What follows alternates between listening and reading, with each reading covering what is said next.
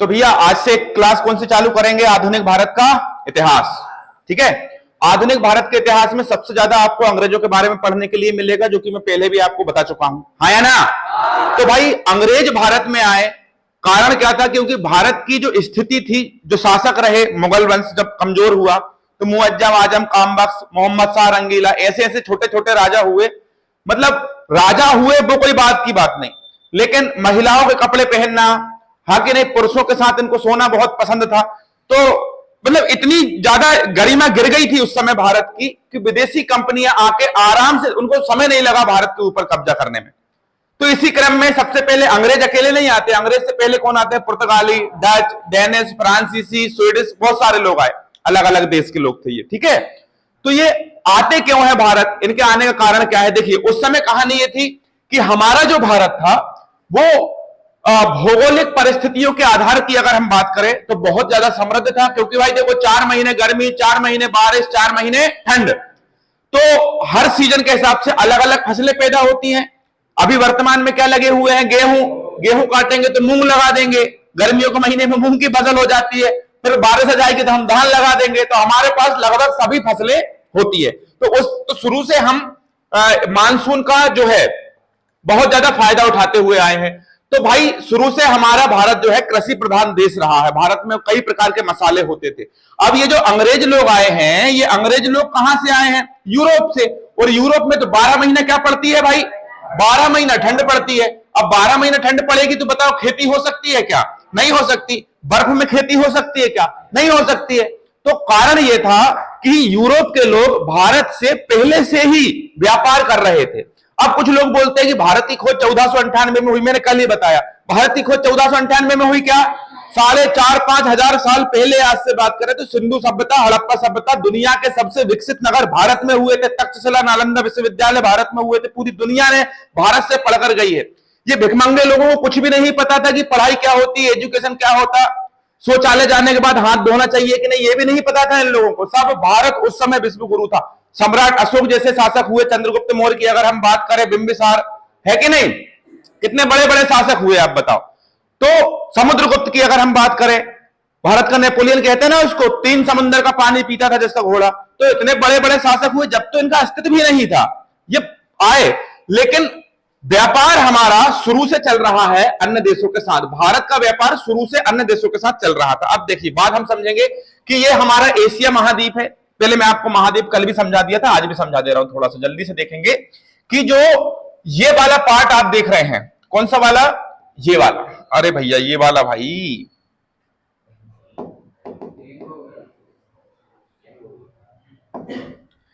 ये वाला जो हिस्सा आप देख रहे हो, ये पेन का कलर दूसरा लेना पड़ेगा। ये वाला जो आप हिस्सा देख रहे हो, ये पूरा क्या है भाई? आपका एशिया महाद्वीप। ठीक है, ये पूरा एशिया महाद्वीप है। उसके बाद ये क्या है? ऑस्ट्रेलिया। ये क्या है आपका? अफ्रीका। ये है आपका यूरोप, उत्तर अमेरिका, दक्षिण अमेरिका, और नीचे एक और है अंटार्कटिका।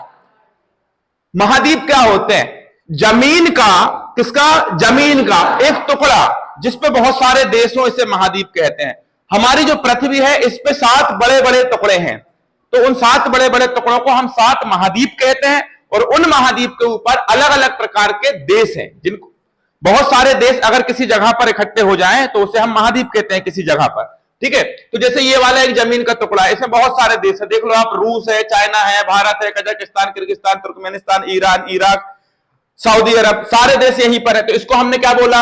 एशिया बोल। दुनिया का सबसे बड़ा महाद्वीप कौन सा है? एशिया। उसके बाद एशिया से ही लगा हुआ कौन है? यूरोप। आप देखोगे, आपने कभी इटली सुना होगा, पेरिस सुना होगा, फ्रांस, है कि नहीं? उसके अलावा आपने जर्मनी सुना होगा, उसके अलावा नॉर्वे सुना होगा, स्वीडन सुना होगा, यूक्रेन भी आपने वर्तमान में जो चर्चा में रहा है, उस समय पहले अभी भी चर्चा में है, जिसका लड़ाई किससे चल रही है? रूस के साथ। तो ये सब देश कहां के हैं? ये यूरोप के हैं।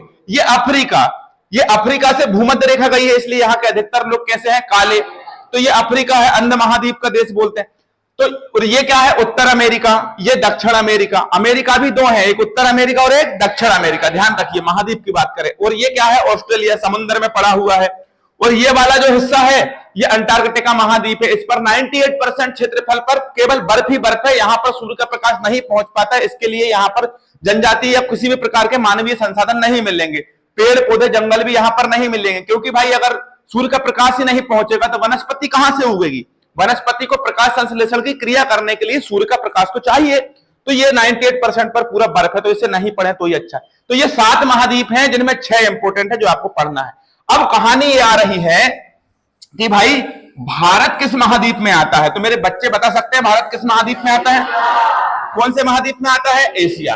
अब भारत का पुराने समय से ही व्यापार चल रहा था अन्य देशों के साथ में। देखिए अन्य देशों की बात करें, ये देखो, ये उस समय जो पाकिस्तान था वो भी हमारे भारत में ही आता था कि नहीं आता था? अब यहां से बात करें तो भारत के साथ यूरोप के व्यापारिक संबंध पुराने रहे हैं। व्यापारिक संबंध मतलब व्यापार करने वाले संबंध, ठीक है। तो यूरोप के लोग भारत से स्थलीय मार्ग के माध्यम से व्यापार करते थे। इस प्रकार से ये स्थलीय मार्ग ये पुर्तगाल तक रास्ता होते हुए जाता था, ठीक है कि नहीं? देखिए ये भारत से जुड़ा पाकिस्तान, फिर अफगानिस्तान, फिर ईरान, फिर इराक, फिर तुर्की, फिर इस तरह से यूरोप में प्रवेश कर जाएंगे। तो ये स्थलीय मार्ग था। अब कारण यह था कि अगर यूरोप के लोग भारत आते थे व्यापार करने के लिए और भारत की कुछ फसलों को, भारत के कपड़ों को, भारत के मसालों को अगर यहां से ले जाके उधर ले जाते हैं तो बहुत सारे देशों से होकर जाना पड़ता था। एक पाकिस्तान हो गया, अफगानिस्तान, ईरान, इराक, तुर्की। तो जिस देश की सीमा से निकलते थे उस देश के लोगों को वहां पर टैक्स देना पड़ता था। तो 5 रुपए की चीज 500 रुपए में हो जाती थी वहां जाते जाते, क्योंकि रास्ते में जितने देश मिलेंगे सबको टैक्स देना है। तो वस्तुएं महंगी हो रही थी क्योंकि बहुत सारे देश। तो शुरू से ही इनके दिमाग में चल रहा था कि किसी ऐसे मार्ग की खोज की जाए जहां पर हमें टैक्स नहीं देना पड़े, तो वस्तुएं क्या हो जाएंगी? सस्ती हो जाएंगी। दूसरा सबसे बड़ा कारण, तत्कालीन कारण उसका यह था कि तुर्की वाला जो क्षेत्र था यहां पर एक बहुत बड़ा साम्राज्य का उदय होता है जिसे हम बोलते हैं ऑटोमन साम्राज्य। क्या बोलते हैं? ऑटोमन साम्राज्य का उदय होता है। लगभग 1453 के आसपास कुस्तुनतुनिया नाम का एक क्षेत्र पड़ता है। ध्यान रखिए पेपर में आता है कुस्तुनतुनिया। तो ये तुर्की लोग क्या करते हैं, कुस्तुनतुनिया ये जो क्षेत्र होता है यहां पर कब्जा कर लेते हैं, ठीक है। तो जब यूरोपीय व्यापारी भारत आते हैं व्यापार करने के लिए तो उनको कुस्तुनतुनिया क्षेत्र से निकलना पड़ता है। तो इनकी अधिकतर जो राशि लेकर आते हैं, सोने चांदी जवाहरात, यहां से सामान खरीदने के लिए, तो कुस्तुनतुनिया क्षेत्र के लोग उसे लूटपाट कर लेते हैं। तो ये रास्ता अब धीरे धीरे बहुत ज्यादा रिस्की होते जा रहा था और एक समय ऐसा आता है कि 1453 में यह रास्ता पूरी तरह से बंद हो जाता है। तो यूरोप से आने वाले व्यापारियों के लिए स्थलीय मार्ग का जो रास्ता था वो पूरी तरह से बंद हो गया। अब कहानी क्या है कि यूरोप में 12 महीने क्या पड़ती है? ठंडी पड़ती है। तो ठंडी के समय आपको पता है खाना खराब होता है क्या? ठंडी के समय खाना खराब नहीं होता, लंबे समय तक खराब नहीं होता। फ्रिज में हम सामान रखते हैं तो खराब होता है कि नहीं होता? तो यूरोप में भी कुछ देशों में साल भर ठंड पड़ती है, बर्फ रहती है। तो यहां के लोग क्या करते हैं, खाने को, भोजन को मसाला लगाकर रख देते हैं तो वो लंबे समय तक सुरक्षित रखा रहता है। इनको बार बार भोजन बनाना नहीं पड़ता क्योंकि भोजन खराब नहीं होता है। दूसरी चीज, यहाँ के लोग मांस बहुत ज्यादा खाते हैं। मांस खाने का कारण क्या है? क्योंकि यहाँ पर खेती तो होती नहीं है ना भाई, क्या खाएंगे? तो मछलियां खाते हैं ज्यादा, क्योंकि अधिकतर चारों तरफ यहाँ पर देखिए जो नीला नीला आप क्षेत्र देख रहे हो ना, ये नीला और ये पूरा नीला, ये सब क्या है? पानी है। क्या है ये? पानी। तो यहां पर पानी ज्यादा है इनके आसपास, यूरोप के चारों तरफ लगभग 3 तरफ से पानी पानी है। तो यहां पर मछलियों का जो प्रोडक्शन है वो बहुत ज्यादा होता है। तो ये लोग मछलियों पर मांस लगाकर उसको खाने के लिए सुरक्षित रख देते थे, मसाला लगाकर, सॉरी। तो मसाला कहां से जाने वाला है? भारत से। अब यहां पर ये रास्ता बंद हो गया तो वहां पर मसाले की सप्लाई क्या हो गई? रुक गई। जब मसाले की सप्लाई रुक गई तो यहां पर खलबली मच गई कि भैया अब हम खाएंगे क्या? तो उस क्रम में इन लोगों ने भारत आने के लिए नए मार्ग की खोज चालू की। कौन से मार्ग की खोज चालू की? नए मार्ग की खोज चालू की। तो 1498 में वास्को डी गामा आता है और भारत की खोज करता है समुद्री मार्ग की। भारत आने वाले समुद्री मार्ग की खोज करता है, न कि भारत की खोज करता है, ठीक है। भारत तो पहले से है। अब वास्को डी गामा सीधा नहीं आ गया। वास्को डी गामा से पहले कई सारे लोगों ने यहां आने का प्रयास किया। देखिए भारत आने के लिए एक रास्ता यह भी है जिसको हम क्या बोलते हैं? फारस की खाड़ी। कौन सी खाड़ी? फारस की खाड़ी। एक रास्ता यह भी है, देखिए यूरोप से इस तरह से यहां से भी आ सकते हैं, इसको बोलते हैं लाल सागर। लेकिन बात तो वही है ना, ये कुस्तुनतुनिया क्षेत्र आ गया है। क्या आ गया है बेटा? कुस्तुनतुनिया क्षेत्र आ गया है। तो कहानी ये हो रही है और कुछ नहीं। समझ गए कि नहीं? अब सबसे पहले 1486 की अगर मैं आपसे बात करूं, कब की बात करूं? 1486 की अगर मैं आपसे बात करूं तो यहां पर कहानी यह होती है कि यह पुर्तगाल नाम का एक देश होता है। कौन सा देश होता है? पुर्तगाल। ये आप देख रहे होंगे स्पेन से लगा हुआ एक देश है जिसे हम पुर्तगाल कहते हैं। पुर्तगाल की राजधानी क्या है? लिस्बन। क्या है? लिस्बन। तो पुर्तगाल में लगभग 1486 के आसपास एक व्यक्ति जिसका नाम क्या होता है? बार्थोलोम्यो डियाज। बार्थोलोम्यो डियाज। ये व्यक्ति भारत आने के लिए रवाना होता है। क्यों होता है? क्योंकि यहां का एक शासक था, उसका नाम क्या था? Prince Henry. पेपर में आता है, क्या नाम था? Prince Henry. ठीक है, प्रिंस हेनरी। प्रिंस हेनरी नाम का जो शासक था, यह शासक भौगोलिक खोजों के लिए बहुत ज्यादा उत्तेजक रहता था। मतलब इसका कहना था कि नए नए रास्तों की खोज करो। तो इसीलिए पुर्तगाल के प्रिंस हेनरी को यहां का हेनरी द नेविगेटर के नाम से जानते हैं। नेविगेशन का मतलब क्या होता है? दिशाओं का ज्ञान। तो हेनरी द नेविगेटर किसे कहते हैं? Prince Henry. पेपर में क्वेश्चन बनेगा, जड़ देना एकदम। प्रिंस हेनरी को क्या कहते हैं? Henry the navigator. ये कहां का रहा? पुर्तगाल का। कहां का था ये? पुर्तगाल का। तो कब की बात चल रही है? 1486। 1486 के आसपास एक व्यक्ति जिसका नाम क्या है? बार्थोलोम्यो डियाज। बार्थोलोम्यो डियाज यहां आने के लिए रवाना होता है। तो सबसे पहले जब यहां से निकलता है तो अफ्रीका महाद्वीप के कुछ हिस्से पे रुकता है, फिर यहां से रवाना होता है तो यहां पर रुकता है। यार देखो, भयंकर पानी पानी है, समुद्र कितना बड़ा होता है आपको पता है। और उस समय ना तो कोई दिक्सूचक यंत्र था और ना ही किसी प्रकार की कोई लोकेशन बताने वाली मशीन थी, और उतनी आधुनिक नाव भी नहीं थी, उतने आधुनिक जहाज भी नहीं थे। तो एक बार अगर आप अपनी दिशा से भटक गए, डायरेक्शन भटक गए और समुद्र में कहीं खो गए, तो महीनों आपको समुद्र में चलना पड़ेगा, आप भूखे मर जाओगे। क्योंकि समुद्र का पानी भी कैसा होता है? खारा। आपको पीने के लिए क्या नहीं मिलेगा? पानी। भाई बहुत समस्या।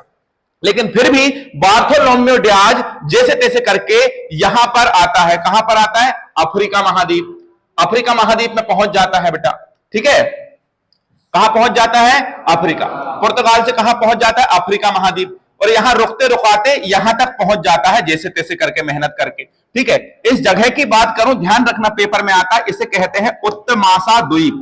क्या कहते हैं? इसका एक और नाम है Cape of Good Hope. Cape of Good Hope. ठीक है, तो अफ्रीका महाद्वीप का सबसे दक्षिणतम बिंदु उत्तमासा द्वीप, केप ऑफ गुड होप। ठीक है, ये वाला जो आप देख रहे होंगे, ये वाला एक छोटा सा हिस्सा है जिसे हम मेडागास्कर कहते हैं, और मेडागास्कर से ही भारतीय प्लेट टूटकर एशिया में जाके जुड़ी है। जियोग्राफी में पढ़ाऊंगा आगे, समझ में आ रहा है। तो केप ऑफ गुड होप नाम की जगह पर बार्थोलोम्यो डियाज 1486 में सफलतापूर्वक पहुंच जाता है, लेकिन बड़ी मुश्किल से पहुंचता है। 6 महीने लग जाते हैं इसको समुद्र में नाव चलाते चलाते। तो इस व्यक्ति के पास बड़ी समस्या होती है। क्या होती है? समस्या।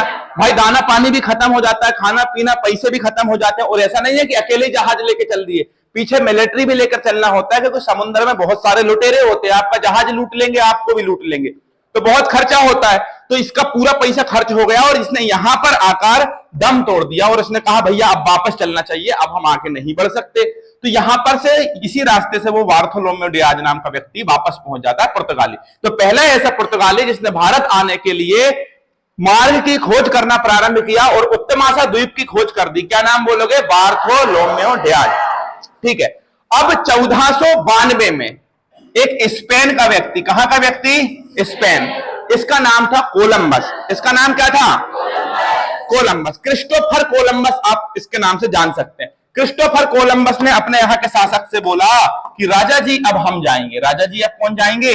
हम जाएंगे। तो ये भी भारत आने के लिए निकलता है यहां स्पेन से, और निकलते निकलते और इसकी नाव भटक जाती है और न जाने 10 महीने तक इसकी नाव चलते रहती है और इधर कहीं पर वो पहुंच जाता है।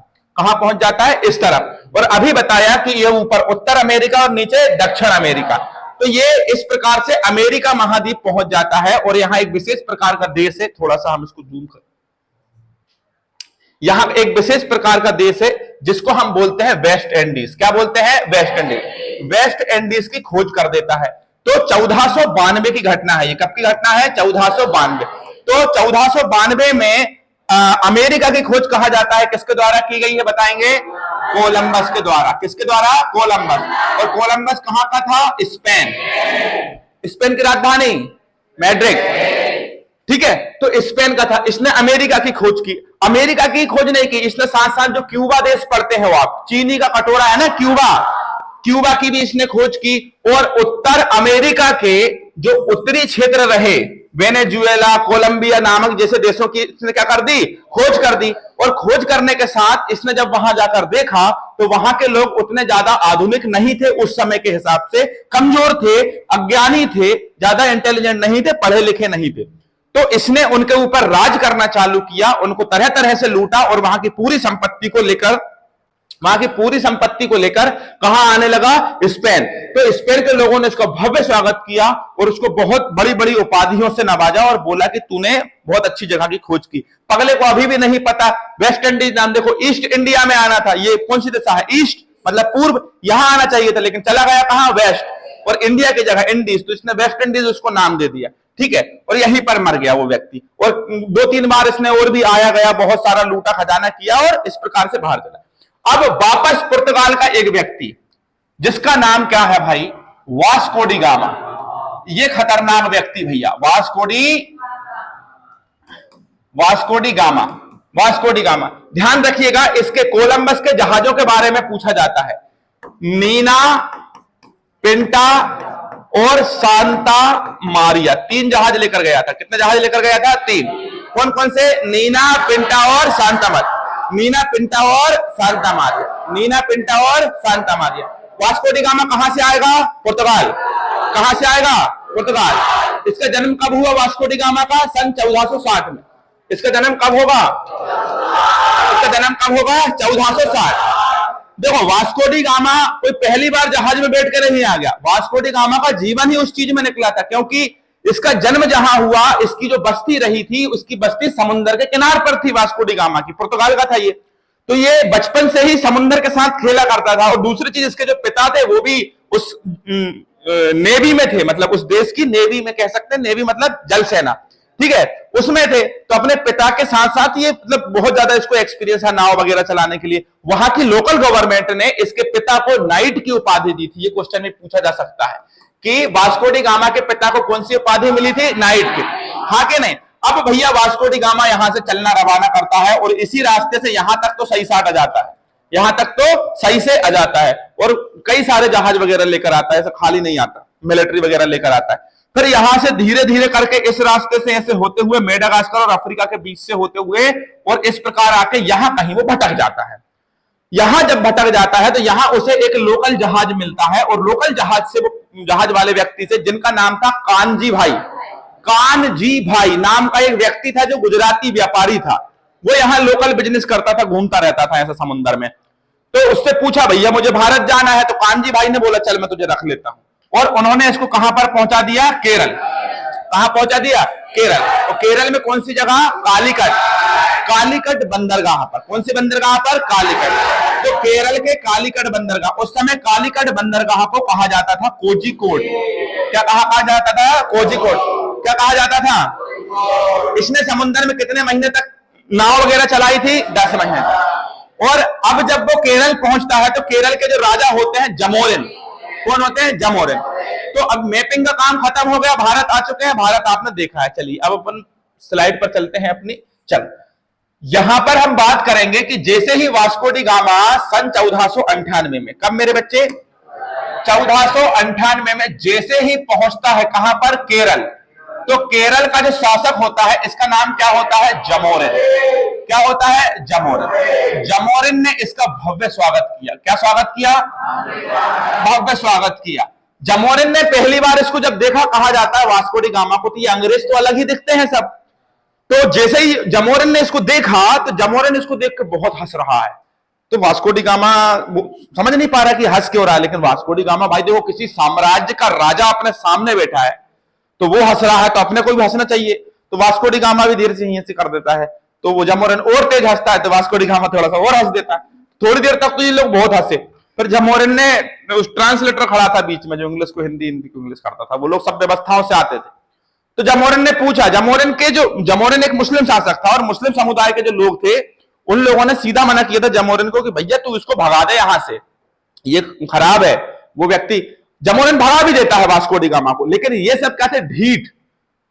वास्को डी गामा जो पुर्तगाली लोग थे ना, बहुत ढीठ थे। इनको लात से मारो, जूता से मारो, कितनी करके कुछ भगाओ, इनको कोई फर्क थोड़ी ना पड़ता है। वो लात घूसा सब खा लेंगे, लेकिन जो करना होगा वो करके ही जाएंगे। तो जमोरिन ने पूछा, भाई क्या लेकर आया है? तो वास्को डी गामा ने कहा जमोरिन से कि आपके लिए बेहतरीन कपड़े लेकर आए हैं। क्या लेकर आए हैं? बेहतरीन क्या लेकर आए हैं? कपड़े लेकर आए हैं, अच्छे अच्छे महंगे महंगे ब्रांड के कपड़े। अब भैया देखो, जो भारतीय लोग जो उस समय कपड़े पहनते थे, लिबास पहनते थे, वो अलग ही तरह से होते थे। और जब उन्होंने देखा हो कोट, टाई, टोपी, 6 टोपियां लेकर आया था, अच्छी महंगी महंगी। कितनी टोपियां लेकर आया था? तू चले जाना उठ के भाई, उसको क्यों बता रहा है यहां से? कितनी टोपियां लेकर आया था? 6 टोपियां लेकर आया था। 6 टोपियां, 7 पीतल की नाव। कितनी नाव? 7 पीतल की नाव, 2 बैरल तेल। कितने बैरल? 2 बैरल तेल और 1 पीपा शहद। 1 पीपा शहद और कई सारे उपहार लेकर आया। कौन? हाँ, तू वही था क्या? तो कई सारे उपहार जब वास्को डी गामा लेकर आया, जमोरिन को दिए, तो जमोरिन तो सोचा कि कुछ लाए। अब जमोरिन शौकीन काय का? सोने चांदी का। जमोरिन ने कहा यार बात नहीं बनी। क्या नहीं बनी? बात नहीं बनी। तो इतनी बात नहीं बनी तो वास्को डी गामा से जमोरिन बाद में नाखुश हुआ उपहार देख के। तब वास्को डी गामा ने अंदर से निकाली एक बोतल। क्या निकाली? बोतल। विदेशी शराब, देसी मदिरा दुकान और विदेशी मदिरा दुकान। तो विदेशी शराब जब जमोरिन ने विदेशी शराब पी, कौन सी शराब पी? तो विदेशी शराब पीकर जमोरिन वास्को डी गामा से कह रहा है कि तू मेरा भाई है, गाड़ी तेरा भाई चलाएगा, ठीक है, गाड़ी भाई चलाए, बोल क्या चाहिए? तो जमोरिन ने उस समय ज्यादा कुछ नहीं मांगा। उन्होंने कहा देखो भाई चटकी है, कुछ उठा के जेल में डाल देगा। तो जमोरिन ने कहा कि मुझे कुछ मसाले दे दीजिए। कुछ मसाले, कुछ अन्य सामग्री वास्को डी गामा ने रख ली, ठीक है। और 3 महीने के आसपास वास्को डी गामा यहां पर रहा। आखिरी में जमोरिन ने देखा भैया तुम घर जाओ अपने, काहे के लिए? इनकी आपस में कुछ रंजिश हो गई, लड़ाई वगैरह हुई, तो जमोरिन ने भयंकर मारा। वास्को डी गामा भागा आधे रास्ते में। इसके आधे सिपाही, कुछ बीमारी लग गई, कुछ जहाज में कुछ बीमारी आ गई, इसके लगभग कुछ साथी मर गए। जैसे तैसे ये वास्को डी गामा पहुंचा।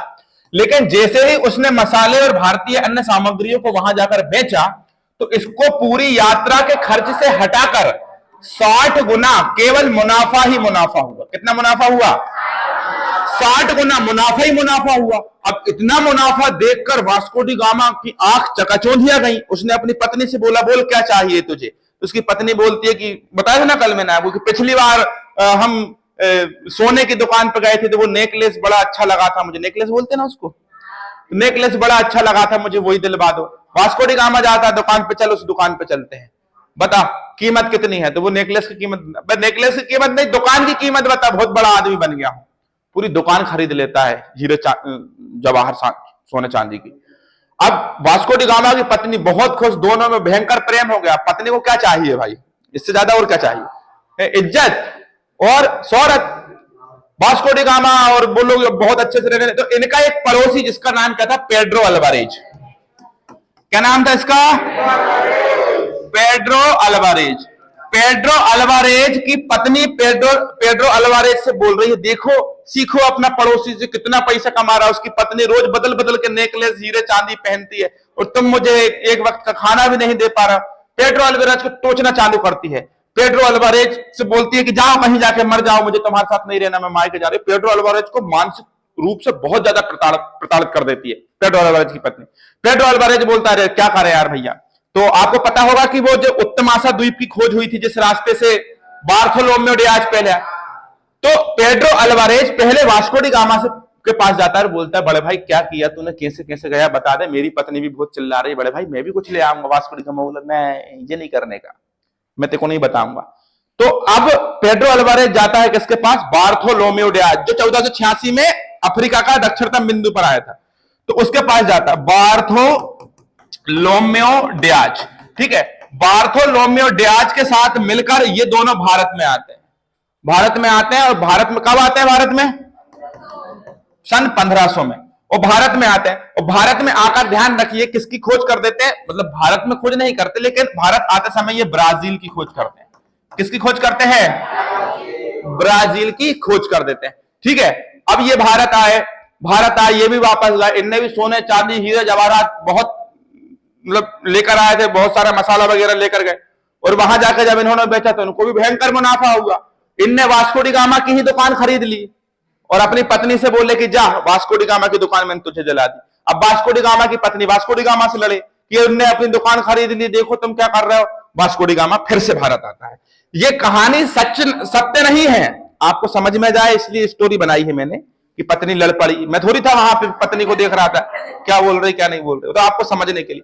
अब वास्को डी गामा फिर भारत आता है। कब आता है वास्को डी गामा भारत फिर वापस कब आता है? 1502, और उठा के 1503 में भारत में फैक्ट्री ही लगा देता है। क्या लगा देता है?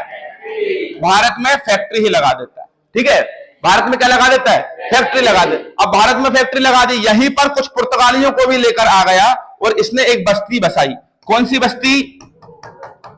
पुर्तगाली बस्ती का निर्माण किया। देखो बेटा, मैं आपको कंटेंट बहुत अच्छा दूंगा, मैं आपको समझाऊंगा बहुत अच्छे से, तरीका बहुत अच्छा रहेगा, लेकिन यह है कि राइटिंग खराब आई, क्योंकि मैं थोड़ा स्पीड में पढ़ाता हूं, जल्दी जल्दी लिखता हूं। अब मैं सजा सजा के लिखूंगा, बिल्कुल बाइयों जैसे खूबसूरत राइटिंग आएगी। 1 घंटे क्लास चलेगी, इस 1 घंटे क्लास में आप 5-7 क्लास बराबर अकेले पढ़ लोगे। ठीक है, थोड़ी स्पीड रहे, कंटेंट अच्छा रहे। ठीक है, तो राइटिंग समझ में आ जाती है ना आप लोगों को? यहां तक की कहानी समझ में आई? बार्थोलोमेव डियाज कौन है, जल्दी बता दो मुझे। बार्थोलोमेव डियाज कब भारत आने के लिए निकला था? इसके बाद कोलंबस। कोलंबस के बाद कौन? अमेरिका की खोज किसने की? किसने की? ठीक, चलें आगे चलें। क्रिस्टोफर कोलंबस के बारे में कहानी पढ़ ली। अब हम कहां पर पहुंच चुके हैं, जल्दी बताएं। 1503। अब भाई फैक्ट्री लगा दी। अब फैक्ट्री लगा के, ठीक है, हालांकि वास्को डी गामा मरता भी यही है भारत में 1524 में, समाधि यही है इसके साउथ इंडिया में। देखिए, अब सबसे पहले हम बात करेंगे किसके बारे में कि वो जो कंपनी बनाई थी उसने, किसने? वास्को डी गामा ने, केरल के कोच्चि में। उस कंपनी का गवर्नर बन के आता है कौन? कौन? अल्मीड़ा। कौन? कौन अल्मीड़ा? फ्रांसिस्को दी अल्मीड़ा।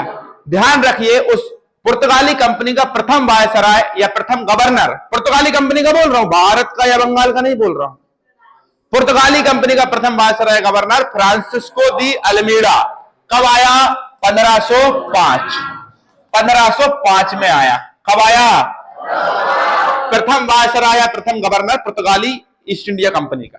अब जब भारत में ये आता है ना बेटा, तो भारत में एक पॉलिसी लेकर आता है, ब्लू वाटर पॉलिसी। कौन सी पॉलिसी? नीले पानी की नीति। इसके तहत क्या? नीले पानी की नीति का मतलब ये होता है, देखो बेटा, ये आपका इंडिया रहा, ये क्या रहा आपका? ये भारत रहा। तो भारत के इस तरफ कौन सा सागर है? अरब सागर। नीचे कौन सी खाड़ी? बंगाल की खाड़ी, हिंद महासागर। इधर कौन है? बंगाल की खाड़ी। ठीक है, तो तीनों तरफ समुद्र है, लेकिन भाई आएंगे तो यहीं से आएंगे ना, ऐसे होते हुए, तो हिंद महासागर और अरब सागर वाले क्षेत्र से होते हुए आते हैं। तो पुर्तगाली जब यहां पर भारत आने की खोज कर लेते हैं रास्ते की, तो पूरे यूरोप में ढिंढोरा पिट जाता है कि भारत पहुंचने वाले रास्ते की खोज हो चुकी है, चलो। अब भैया ये समझ जाते हैं कि अब बहुत सारी विदेशी कंपनियां भी भारत आएंगी, तो ये क्या योजना बनाते हैं कि अरब सागर और हिंद महासागर क्षेत्र पर कब्जा कर लेते हैं। जो भी पुर्तगाली कंपनी इस रास्ते से होकर आएगी, हम उससे क्या लेंगे? टैक्स लेंगे, तो हमारा क्या होगा? फायदा होगा। तो ब्लू वाटर पॉलिसी किसने लेकर आया? ब्लू वाटर पॉलिसी से ही संबंधित एक और पद्धति है जिसको हम बोलते हैं कॉर्टेज पद्धति। कौन सी पद्धति? कॉर्टेज पद्धति का मतलब पैसा दो और व्यापार करो। ठीक है, कॉर्टेज पद्धति। इसके बाद सुनिए, इसने 1505 के पहले, मतलब 1505 के आसपास, गुजरात के एक व्यापारी जिसका नाम क्या था? महमूद बेगड़ा। महमूद बेगड़ा गुजरात का लोकल शासक था। ये क्या नाम था इसका? महमूद बेगड़ा। बेगड़ा नहीं, महमूद बेगड़ा। इसको हरा दिया। क्या कर दिया? इसको हरा दिया। महमूद बेगड़ा हार गया। इसके बाद इन्होंने 1505 में एक और फैक्ट्री खोली कुन्नूर में। कहां खोली? कुन्नूर में खोली। तो ये रहा अल्मीड़ा के काम। 1505 में आया, नीले पानी की नीति लाया, पहला पुर्तगाली कंपनी वायसराय गवर्नर अल्मीड़ा, क्या नाम था? कॉर्टेज पद्धति लेकर आया। अरे हाँ कि नहीं? उसके अलावा इसने महमूद बेगड़ा को हराया, महमूद बेगड़ा कहां का शासक था? कहां का शासक था? ठीक है, अब ये 1509 तक रुकता है भारत में, और 1509 में एक अगला शासक आता है। 1509 में एक अगला शासक आता है। कहां का शासक? कंपनी का, पुर्तगाली कंपनी का गवर्नर या शासक आप बोल सकते हो उसको, कंपनी का। ठीक है, चलिए ठीक है। अब इस व्यक्ति का नाम क्या रहेगा? अल्बुकर्क। क्या रहेगा? अल्बुकर्क। ये भारत में आया। इसे पुर्तगाली कंपनी का वास्तविक संस्थापक कहा जाता है। क्या कहा जाता है? वास्तविक संस्थापक, क्योंकि तत्कालीन परिस्थितियों को ये समझ रहा था। उनने कहा देखो यार, हम केरल में तो व्यापार कर रहे हैं, लेकिन हमें तो भाई सूरत में भी करना है, बंगाल में भी करना है, आंध्र प्रदेश में भी करना, सब जगह हमें कंपनी की स्थापना करना है। तो बड़ी दिक्कत जा रही थी उस समय, क्योंकि भारतीय लोकल राजा और भारतीय लोकल जनता इनका बहुत विरोध कर रही थी। तो इसने कहा जनता से कनेक्टिविटी कैसे बिठा लें? एक काम करो, भारतीय महिलाओं से क्या करेंगे? शादी करेंगे। तो भारतीय महिलाओं से विवाह संबंध स्थापित किए, भारतीय महिलाओं से विवाह संबंध स्थापित करें। तो अब देखो भाई, जैसे मैंने आपको बताया कि मान लीजिए केक या बेकरी की कोई दुकान है आपके जीजाजी की, और एक दुकान है एक अनजान आदमी की, तो आप अपने जीजाजी की दुकान पे जाओगे ना भाई। तो ऐसे ही इनने जब वैवाहिक संबंध स्थापित किए, तो भारतीय जो लोकल जनता रही वो इनसे व्यापार, मतलब इनके करीब आ गई और इनके संबंध अच्छे स्थापित होने लगे। वो बड़ा दिमाग रखता था कि भारतीय लोगों को रिश्तेदार बना लो तो व्यापार में आसानी होगी और विरोध थोड़ा सा कम हो जाएगा। इसने आते से ब्लू वाटर पॉलिसी को भी क्या कर दिया? क्या कर दिया? समाप्त कर दिया। और इसने गोवा का जो शासक था आदिल शाह, बीजापुर का शासक, आदिल शाह से क्या जीत लिया? गोवा जीत लिया। क्या जीत लिया? और कोच्चि को राजधानी बनाई। कोच्चि को क्या बनाई? क्या क्या काम करे इसने? बीजापुर जीता, हाँ कि नहीं? कोच्चि को क्या बनाई? राजधानी। इसके बाद भारतीय महिलाओं से शादी की। अच्छा, इसने एक और पैकेज लेके आया था, 3G पैकेज। पुर्तगालियों का भारत में आने का वास्तविक जो कारण था वो 3G के नाम से समझ सकते हैं। क्या नाम था? Gold and glory. गॉड का मतलब होता है ईश्वर। ये अपने ईसाई धर्म का बहुत ज्यादा यहां पर प्रचार प्रसार करना चाहते थे। ये चाहते थे कि बहुत से जितने ज्यादा लोग ईसाई धर्म को अपनाएंगे वो हमारे करीबी हो जाएंगे, और करीबी हो जाएंगे तो फिर हमारी शक्ति बढ़ेगी कि नहीं बढ़ेगी। तो इन्होंने पैसा देके लोगों को ईसाई बनाना चालू कर दिया। दूसरी चीज हम बात करें, गोल्ड। भारत उस समय सोने के चलिया था, तो गोल्ड की चाहत में भी इनका भारत में आगमन हुआ। ग्लोरी का मतलब होता है प्रतिष्ठा। ग्लोरी का मतलब क्या होता है? इनके यहां आने से प्रतिष्ठा का बढ़ने का इनको मौका मिला, क्योंकि देखो ये भारत में व्यापार कर रहे हैं तो वहां पुर्तगाल की जो गवर्नमेंट है वो इनका सम्मान करेगी कि देखो भाई कंपनी, अपने यहीं की कंपनी बाहर विदेश में जाकर और व्यापार करेगी तो भारतीय लोग उसका सम्मान करेंगे। देखो विदेश में जाकर इन्होंने काम लगा लिया। तो ये प्रतिष्ठा के लिए भी इनका भारत में क्या हुआ? आगमन हुआ। ठीक है, तो ये बात समझिए। क्या नाम है इसका? अल्बुकर्क। हाँ, पुर्तगाली कंपनी इसका वास्तविक संस्थापक कौन है? कौन है? अल्बुकर्क। क्या इसने भारतीय महिलाओं से वैवाहिक संबंध पर जोर दिया? क्या इसने कोच्चि को राजधानी बनाई? हाँ या ना? ठीक है। इसके बाद ये 1515 के आसपास तक रहता है। अब एक और व्यक्ति आता है गवर्नर, जिसका नाम है Nino de Cunha. Nino de Cunha 1529 में ये भारत आता है। कब आता है? 1529 में भारत आता है। ठीक है, ध्यान रखिए, ये जब आता है तो आते से ये राजधानी चेंज कर देता है। राजधानी क्या बनाता है? गोवा। गोवा को क्या बनाएगा? ये द्वीप जीत लेता है कब? 1535। और दमन कब जीतता है? 1559 में क्या जीत लेता है? ठीक है, तो 1535-1559 में ये दमन और द्वीप पर अधिकार करता है। गोवा को क्या बना लेता है? क्या बना लेता है? ये राजधानी। इस प्रकार पुर्तगाली कंपनीज भारत में देखो दमन जीत लिया, द्वीप जीत लिया, गोवा जीत लिया, कोच्चि में अपनी फैक्ट्री स्थापित कर दी, कुन्नूर में फैक्ट्री स्थापित कर दी। अब इस प्रकार धीरे धीरे पुर्तगाली लोग भारत की अन्य जगहों पर धीरे धीरे करके फैक्ट्रियों को डेवलप कर रहे हैं। ठीक है, क्या कर रहे हैं? अब हम ये देखेंगे कि भैया इनका भारत में से सफाया कैसा होता है। और सफाई से पहले हम ये देखेंगे कि इन्होंने भारत में क्या दिया। इन्होंने भारत वालों को सबसे पहले प्रिंटिंग प्रेस के बारे में बताया। किस प्रेस के बारे में? जो भी चीजों की छपाई हो रही है, जो कागज पन्ने आप छप रहे हो, ये प्रिंटिंग प्रेस के जनक कौन है? पुर्तगाली। अच्छा, पहली प्रिंटिंग प्रेस भारत में कहां पर लगाई गई थी? गोवा। आईएमपी है, इससे आप ध्यान रखिएगा, ठीक है। अगली हम बात करें, इन्होंने भारत में तंबाकू की खेती लेकर आई, ये इन्होंने गलत काम किया, ठीक है। तंबाकू की खेती अकबर के समय से चालू हो गई थी। बर्नेल नाम का एक पुर्तगाली था। क्या नाम था? बर्नेल नाम का एक पुर्तगाली था। बर्नेल नाम के पुर्तगाली ने अकबर को चिलम में तंबाकू भर के और सुट्टा लगवाया, तो अकबर को क्या आ गया? एकदम मजा आ गया। अकबर ने कहा भैया मजा आ गया, चालू कर दो खेती, चालू कर दो। तंबाकू की खेती चालू कर दी। लेकिन जब जहांगीर आया तो जहांगीर ने इस तंबाकू की खेती पर क्या लगा दी? प्रतिबंध लगा दिया, रोक लगा दी। खुद भले कितना ही बड़ा नशेड़ा हो, आपको पता है सुबह से लेकर शाम तक शराब कौन पीता था? जहांगीर। और रात को 14 पैक, सुबह उठते से 6 पैक चाहिए। और ये अपनी किताब इस तुजुक ए जहांगीरी में खुद ने ये लिखा है कि आज 12 बजे मेरे घर पे मेहमान आ गए थे, आज मेरे पीने का मन नहीं था, लेकिन मेहमानों को स्वागत में जब मैंने उनको 2 पैक पिलाया तो फिर उनने मुझे मजबूर किया, फिर मैंने तो इसमें भी किताब में भी लिखा है। और इसका कहना यह था कि शासन किसका हो? नूरजहां का। और मेरे पास कबाब हो, शराब हो, इसके अलावा मैं और कोई जीवन जीना नहीं चाहता। ये जहांगीर भयंकर नशेड़ा था। इसकी नशे की आदत के कारण ही इसकी पहली पत्नी ने आत्महत्या कर ली थी, मानबाई ने। दूसरी पत्नी कौन थी इसकी? जगत गोसाई। तीसरी पत्नी नूरजहां, ठीक है। तंबाकू के अलावा इन्होंने आलू के अलावा मक्का के अलावा लाल मिर्च, मक्का के अलावा लाल मिर्ची, ये बगैर। अब तुम बोलोगे भैया लाल मिर्ची कहां से ले आए? लाल मिर्ची तो भारत में, देखो भारत में काली मिर्ची और जो महंगे मसाले होते हैं केसर वगैरह ये सब होता था। लाल मिर्ची तो बाबा सिर की दुकान है। ये लाल मिर्ची कोई अच्छी चीज है क्या? बेकार चीज है, इससे नुकसान होता है। और आजकल जितने भी जो मसाले आ रहे हैं पैकेट में बंद मसाले, इनसे कैंसर हो रहा है। विदेशों में बैन है भारतीय कुछ मसालों की कंपनियां, ठीक है। तो लाल मिर्ची। अब आलू, ये भी बीमारी की जड़ है। आलू जी हाँ, क्या? आलू बीमारी की जड़। हाँ शाबाश। मक्का, लाल मिर्च।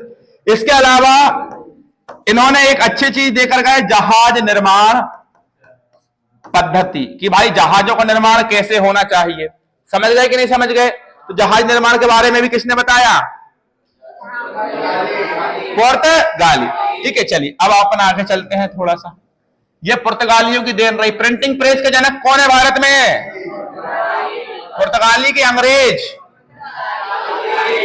ध्यान रखना, सबसे पहले आने वाले पुर्तगाली भारत में सबसे पहले कौन है? और सबसे जाने वाले बाद में ये भी कौन रहे? पुर्तगाली, ठीक है। सबसे आगे आने वाले पुर्तगाली, सबसे पीछे जाने वाले पुर्तगाली। जा ही नहीं रहे थे, लात मार के भगाया इनको गोवा से, जा ही नहीं रहे थे। गोवा हब है इनका, पुर्तगालियों का। देखो डेवलप्ड भी अच्छा किया है हालांकि इन्होंने, ठीक है। चले अब आगे अगर अपन चले तो एक बात, एक जरूरी घटना और बताऊंगा आपको मैं, यहां इस छोटे से डब्बे में बता देता हूं, ठीक है। छोटे से डब्बे में ये बताऊंगा मैं आपको कि बेटा 1661 में, कब की बात है? ये सन जो मैं लिख रहा हूं वो आपको याद करना है रे भाई, ठीक है। मैं फालतू सन नहीं बताता, मैं सन बहुत कम बताता हूं, लेकिन जो बताता हूं वो आईएमपी। 1661 में ये जो पुर्तगाल लोग हैं, पुर्तगाली, इनकी एक राजकुमारी थी पुर्तगाल में जिसका नाम क्या था? कैथरीन। क्या नाम था? कैथरीन। ये शादी कर देते हैं अंग्रेजों के राजकुमार चार्ल्स द्वितीय से। क्या नाम होता है उसका? चार्ल्स द्वितीय। तो 1661 में पुर्तगाली राजकुमारी कैथरीन का विवाह ब्रिटिश राजकुमार चार्ल्स द्वितीय से करते हैं, जिसके कारण पुर्तगाली साले पक्ष के हो जाते हैं और अंग्रेज जीजा पक्ष के हो जाते हैं। तो ये अपने जीजा लोगों को भारतीय साम्राज्य का महत्वपूर्ण हिस्सा, जिसे बंबई कहते हैं, क्या बंबई, दहेज दे देते हैं। क्या दे देते हैं? दहेज में दे देते हैं। तो पुर्तगाली राजकुमारी कैथरीन का विवाह जब अंग्रेज या ब्रिटिश राजकुमार चार्ल्स द्वितीय से होता है तो पुर्तगाली भारतीय राज्य बंबई अंग्रेजों को दान दे देते हैं। इनके बाप का था क्या बंबई, जो दान में दे रहे हैं? अरे भारतीय, शादी तुम कर रहे हो, दान में हमारे हिस्से को दे रहे हो। ये स्थिति थी। यहाँ के लोकल शासक देखो क्या कर रहे हैं उस समय, हाँ कि नहीं? किसका शासन हुआ उस समय बताएं? अकबर तो मर गया था ना, जहांगीर का हुआ होगा, ठीक है। चलिए 1605 में अकबर की डेथ हुई, 1605 में 1505 में, फिर गद्दी पर कौन बैठा? जहांगीर, ठीक है, बहुत बढ़िया। 27 तक बैठा था ना, 27 के बाद 27 में कौन बैठा? शाहजहां। कब तक बैठा? नहीं, जहांगीर का लड़का कौन था? शाहजहां बैठा। शाहजहां के बाद कौन आएगा? औरंगजेब। तो शाहजहां बैठा 1558 तक, और 58 से फिर औरंगजेब बैठा 1707 तक मुगल वंश में। हाँ, तो फिर औरंगजेब होगा यहाँ पे। हाँ, यहाँ औरंगजेब था, आई एम सॉरी। औरंगजेब 1658 में बैठा था, 1658 में भी राज्याभिषेक हुआ था उसका जुलाई में, और 15 जून को भी इसका 1659 में राज्याभिषेक हुआ था, ठीक है। 2 बार औरंगजेब का राज्याभिषेक होता है। और औरंगजेब जो है जब गद्दी पर बैठता है 1707 तक शासन करता है। मुगल वंश में सबसे लंबे समय तक अकबर बैठा, ठीक है। उसके बाद कौन बैठा? औरंगजेब। पूरा इतिहास पढ़ा चुका हूं बेटा, 14-15 सब्जेक्ट पढ़ाता हूं आपको। थोड़ा बहुत सन वगैरह थोड़ा बहुत मेरा इधर उधर हो सकता है, लेकिन आपका नहीं होना चाहिए ना भाई। आप रिवीजन करके आया करो पूरा, ठीक है। तो यहां पर अब दे दिया बंबई दान में, नहीं दिया? अब यहां पर एक बात सुनिए, अब धीरे धीरे ये जो पुर्तगाली रहे इनकी स्थिति कमजोर होने लगी। कैसे कमजोर होने लगी? क्योंकि भैया एक विशेष घटना हुई 1659 में। जो डच लोग थे, कौन? डचों ने श्रीलंका छीन लिया पुर्तगालियों से। भाई श्रीलंका कहां है? भारत के दक्षिणतम हिस्सा श्रीलंका, मतलब भारतीय हिस्सा नहीं है वो, लेकिन भारत के दक्षिण में कौन है? श्रीलंका। इसका आकार कैसा है? ओस की बूंद की तरह। श्रीलंका की गंगा क्या कहलाती है? महावेली गंगा। श्रीलंका की प्रमुख नदी कौन सी है? महावेली गंगा, ठीक है। चलो, तो डच क्या छीन लेते हैं? श्रीलंका। किससे छीन लेते हैं? पुर्तगालियों से। तो अब पुर्तगाली कमजोर होने लगे क्योंकि डच लोग आ गए हैं, और डच किससे क्या छीन रहे हैं? श्रीलंका छीन रहे हैं। इसके बाद एक और महत्वपूर्ण घटना होती है सन 1612 में। कब होती है? 1612 में, क्योंकि पुर्तगाली और अंग्रेजों के बीच में युद्ध हुआ था, अंग्रेज और पुर्तगाली। तो इस समय इस युद्ध के बाद पुर्तगालियों की स्थिति बहुत कमजोर हो गई थी। उसके बाद फिर उन्होंने बंबई दहेज में दिया था, ठीक है। इस युद्ध को हम बोलते हैं स्वाली का युद्ध, स्वाली का युद्ध। और ये युद्ध जब हुआ तो इसमें अंग्रेजों ने पुर्तगालियों को बहुत बुरी तरीके से हरा दिया, और पुर्तगालियों की स्थिति बहुत ज्यादा गरिमा में हो गई थी, बहुत ज्यादा कमजोर हो गए थे भारत में। लेकिन एक बात और ध्यान से सुन लीजिए भाई, पुर्तगालियों की अगर मैं बात करूं तो पुर्तगालियों ने उतना आतंक नहीं मचाया भारत में जितना अंग्रेजों ने मचाया था। पुर्तगाली उतने खराब नहीं थे।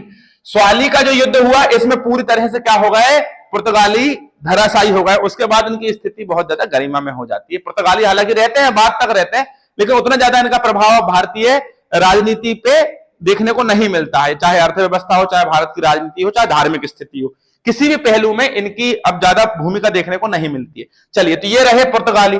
पुर्तगाली के बाद अब मैं आपको पढ़ाने के लिए जा रहा हूं डच। क्या पढ़ाने जा रहा हूं?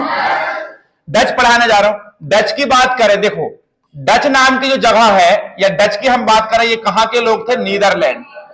नीदरलैंड, जिसे हम हॉलैंड के नाम से भी जानते हैं। एक ट्रैक्टर आता है, आपने सुना होगा, न्यू हॉलैंड। तो हॉलैंड क्या है? एक देश है। नीदरलैंड, नीदरलैंड यूरोप का एक देश है। नीदरलैंड, नीदरलैंड में, नीदरलैंड की राजधानी क्या है? एम्स्टर्डम। क्या राजधानी है? एम्स्टर्डम। नीदरलैंड में एक बंदरगाह भी है जिसका नाम है रॉटरडम। दुनिया का सबसे बेस्ट बंदरगाह है रॉटरडम। और यहीं से एक नदी भी निकलती है, राइन नदी। राइन नदी जो दुनिया की सबसे बेस्ट नदी है। राइन नदी ब्लैक फॉरेस्ट और बॉसगेज पर्वत के बीच से निकलती है, जिसके कारण वो जो पर्वत है उनका कोयला इस नदी में मिल जाता है, जिसका पानी कैसा हो जाता है? काला। तो इसे काली नदी भी कहते हैं। यहीं से एक नदी और निकलती है, डेन्यूब नदी, जो काला सागर में जाकर गिरती है, ठीक है। और यहाँ यूरोप की सबसे लंबी नदी है वोल्गा, जो रूस से आती है ऐसी, वोल्गा। और वोल्गा के साथ में एक और नदी आती है, डान नदी। यहाँ पर्वत भी है, वॉसगेज पर्वत भी है, ठीक है। कहां पर? यूरोप में। तो ज्योग्राफी पढ़ेंगे तो बहुत अच्छे से समझाऊंगा मैं आपको, लेकिन फिलहाल आप ये देखें कि डच लोग यूरोप के ही लोग थे, हॉलैंड या नीदरलैंड के। भारत में आते हैं सन 1595 में। कब आते हैं?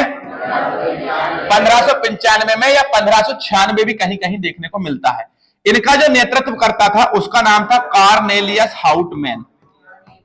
Cornelius Houtman. देखो बेटा, नाम से मत डरना, नाम उतने ही आसानी से पढ़ लेना जितने आसानी से मैं तुम्हें पढ़ा देता हूं एकदम। बोल दो, कार्नेलियस। डचों का नेतृत्व करता कौन था? ये जब भारत में आते हैं ना बेटा, सारी चीजें मैपिंग से पढ़ाऊंगा मैं, ठीक है। भारत में जब ये लोग आते हैं तो पहली फैक्ट्री खोलते हैं मसूलीपट्टनम में। कहां खोलते हैं? मसूलीपट्टनम। कहां पर है? आंध्र प्रदेश। आंध्र प्रदेश। कब खोलते हैं? 1605। कब खोलते हैं? दूसरी फैक्ट्री खोलते हैं पुलिकट। पुलिकट कहां पर पड़ता है? तमिलनाडु। कहां पर पड़ता है? तमिलनाडु। 1610। उसके बाद में सूरत और अन्य जगह पर ही फैक्ट्री खुलती है। मेन फैक्ट्री ये है, ध्यान रखिएगा, 1605 और 1610। अच्छा, जब ये भारत आते हैं ना, तो भारत आने का उद्देश्य इनको मसाले का व्यापार करना नहीं था। डच पहले इंडोनेशिया जाते हैं। कहां जाते हैं? हाँ, यहां कहीं इंडोनेशिया है, ठीक है, हिंद महासागर की बात करें तो इंडोनेशिया में जाते हैं और यहां से मसालों का व्यापार करते हैं डच लोग। काय का व्यापार करते हैं? डच लोग मसालों। डच एक ऐसी कंपनी थी, सुनिए, डच एक ऐसी कंपनी थी जिसने 200 सालों तक, कितने सालों तक, माइक चल रहा है ना, 200 सालों तक अपने जो शेयर धारक थे उनको मतलब 18% लाभ दिया है। ये कंपनी ने मतलब देखो, कभी भी कोई कंपनी बनती है तो उसमें शेयर बिकते हैं, आप खरीद लो शेयर, तो जो शेयर खरीदते हैं उनको 18% खत्म हो गई ये कंपनी। इसके खत्म होने का सबसे बड़ा कारण यही था कि जब इसका अंग्रेजों से संघर्ष हुआ डच लोगों का, उसके बाद भी ये भारत में इसकी स्थिति गिर गई ना, उसके बाद भी इसने अपने शेयर धारकों को मुनाफा दिया। 200 सालों तक फायदे में रही और बहुत ज्यादा फायदा उठाया। इसने इंडोनेशिया के साथ व्यापार किया था मसालों का। उसके बाद इसके भारत आने का जो उद्देश्य था वो मसालों का व्यापार नहीं था। भारत में ये कपड़े के व्यापार करने के लिए आए थे। काय का व्यापार करने के लिए आए थे? ये चीज ध्यान रखना। डच भारत में किस लिए आए थे? कपड़ों का व्यापार। डच भारत में कब आए थे? 1595, 1596। फैक्ट्री की स्थापना कब की थी? ठीक है, पहली फैक्ट्री कहां लगाई? मसूलीपट्टनम। और ये किस चीज की थी? किसकी थी? नील की। तमिलनाडु के पुलिकट में जो फैक्ट्री लगाई, पुलिकट में जो फैक्ट्री लगाई इन्होंने, ये फैक्ट्री जो थी ये बारूद के लिए थी, कपड़ों के लिए थी और टकसाल था। यहां पर टकसाल किसे कहते हैं? ऐसी जगह जहां पर सिक्कों को बनाया जाता, सिक्के ढालने की कारखाना को टकसाल कहते हैं। और इनके द्वारा जो सिक्का बनाया गया था ना बेटा, उसका नाम था पेगोड़ा। क्या नाम था इसका सिक्का का? पेगोड़ा। ये डच लोग जो थे, ये मसालों का उपयोग मांस पर लगाकर लंबे समय तक खाने के लिए करते थे, जिससे खाना भी सुरक्षित रहता था। हाँ कि नहीं? अच्छा, आप मुझे एक बात बताओ, आप ध्यान से समझिए, आपने जब मसाला कभी पुराने समय में ऐसा होता था, शायद आपको, मुझे बहुत पसंद है, मुझे तो बहुत ही पसंद है कि भाई अच्छी मोटी वाली रोटी हो, मोटी रोटी जो चूल्हे पे बनती है, वो गैस की मोटी रोटी उतनी अच्छी से सिकती नहीं, चूल्हे की अच्छी रोटी हो मोटी, और मसाला अच्छे से भूंजा जाए उसको। हाँ, और रोटियों में अच्छे घी लगा दो, देसी घी, और मसाला एकदम भूना जाए, बहुत बढ़िया, मजा आ जाता है, सारी सब्जियां फैले उसके सामने। और मसाला जो रहता है वो खराब होता है क्या? आप मसाला भून के रख दो, कितने समय तक रखा रहेगा, वो खराब ही नहीं होता है, नहीं होता ना। तो इसीलिए ये मसालों का व्यापार करने के लिए आए थे। कहां आए थे मसालों का व्यापार करने के लिए? भारत में आए थे, ठीक है। लेकिन इनकी स्थिति भारत में अंग्रेज गिरा। अंग्रेजों ने किसी को नहीं चलने दिया यार। अंग्रेज बहुत कमीने टाइप के लोग थे, ठीक है। देखिए, जब ये लोग भारत में आए तो 1759 में इनका वेदरा का युद्ध हुआ। बहुत आईएमपी है, बहुत बहुत बहुत। वेदरा का युद्ध, कौन सा युद्ध हुआ? किस किस के बीच में हुआ? अंग्रेज और डच के बीच। कौन सा युद्ध हुआ? अंग्रेज और 21 नवंबर 1759। वेदरा नाम की जगह कोलकाता में है, हुगली नदी के तट पर। इसलिए इस वेदरा के युद्ध को हम हुगली का युद्ध भी कहते हैं। कौन सा युद्ध कहते हैं? हुगली का युद्ध। भारत आए थे 1595 में, 96 में, लेकिन इनकी कंपनी की स्थापना कब हुई थी? 1602। कंपनी की स्थापना कब हुई थी? 16 से 2 में कंपनी की स्थापना की थी। कंपनी खोली कब थी? 5 में। ठीक है, इनका कंपनी का नाम क्या था? इनकी कंपनी का नाम था United east India company limited. United east India company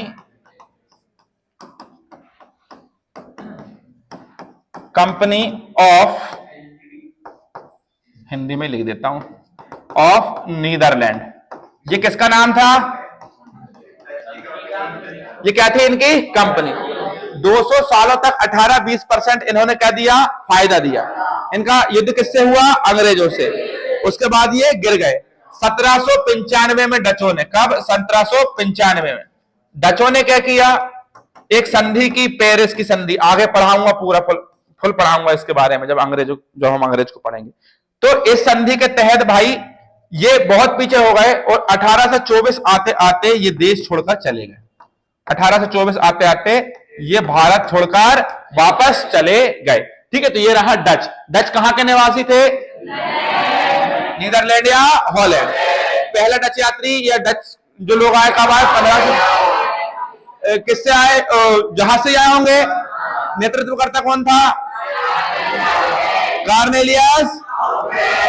Cornelius Houtman. पहली फैक्ट्री, दूसरी फैक्ट्री पुलिकट। ठीक है, चलो, ये भारत आने का मुख्य उद्देश्य क्या था उनका?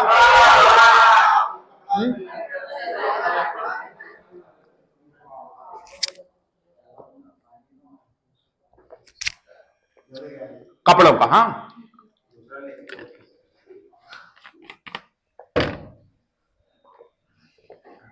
डचों का भारत में सफाया क्यों हुआ भाई?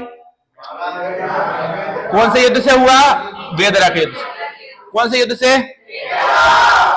अब पढ़ेंगे हम क्या? अंग्रेज। अब क्या पढ़ेंगे? थके तो नहीं? कितने समय की बन गए भैया जी? कितने? अंग्रेजों ने निपटा देना यार, खत्म। चलो ठीक है, रहने दो। अंग्रेज कब पढ़ लेंगे? कल। ठीक है, थैंक यू।